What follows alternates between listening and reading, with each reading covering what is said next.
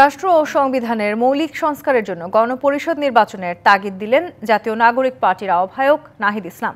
গণঅভ্যুত্থানের বিরোধী শক্তির সাথে কোনো আপোষ নয় বলেও জানিয়ে দেন ছাত্র জনতার এই তরুণ নেতা। একদম শুরু থেকে বৃহস্পতিবার সন্ধ্যায় বরিশাল প্রেস ক্লাবে মহানগর জাতীয় নাগরিক পার্টির ইফতার ও মতবিনিময় সভায় যোগ দেন দলের আহ্বায়ক নাহিদ ইসলাম। এ সময় তিনি বলেন, রাষ্ট্র ও সংবিধান সংস্কারে গণপরিষদ নির্বাচনের বিকল্প নেই। মৌলিক সংস্কার, সেই সংস্কারের ভিত্তিতে আমরা নির্বাচনের দিকে যাব। যে নির্বাচনটি হতে হবে গণপরিষদ নির্বাচন। আর আমরা মনে করি গণপরিষদ নির্বাচন ছাড়া একটি নতুন সংবিধান বা সংবিধানের মৌলিক সংস্কার প্রয়োজন নয়। অনেকে ন্যূনতম সংস্কারের কথা বলতেছে, আমরা বলি ন্যূনতম সংস্কার বলে কিছু হয় না। জীবনের সব আয়োজন এখানে একসাথে।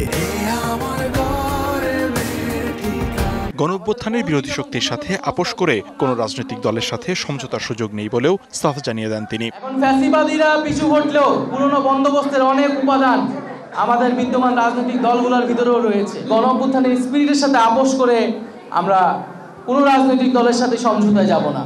এর আগে পটুয়াখালীতে বৈষম্য বিরোধী ছাত্র আন্দোলনে শহীদ জসিমউদ্দিনের পরিবারের খোঁজ নেন নাহিদ। এ সময় দুমকিতে কিশোরী ধর্ষণে অভিযুক্তদের 24 ঘন্টার মধ্যে গ্রেপ্তারের আলটিমেটাম দেন তরুণ এই রাজনীতিক। যদি এমনটা না হয় তাহলে জাতীয় নাগরিক পার্টি তার জায়গা থেকে রাজপথে এ বিষয়ে অবশ্যই অবস্থান জানাবে। লিখনকান্তি ভৌমিক, ডিবিসি নিউজ ডেস্ক।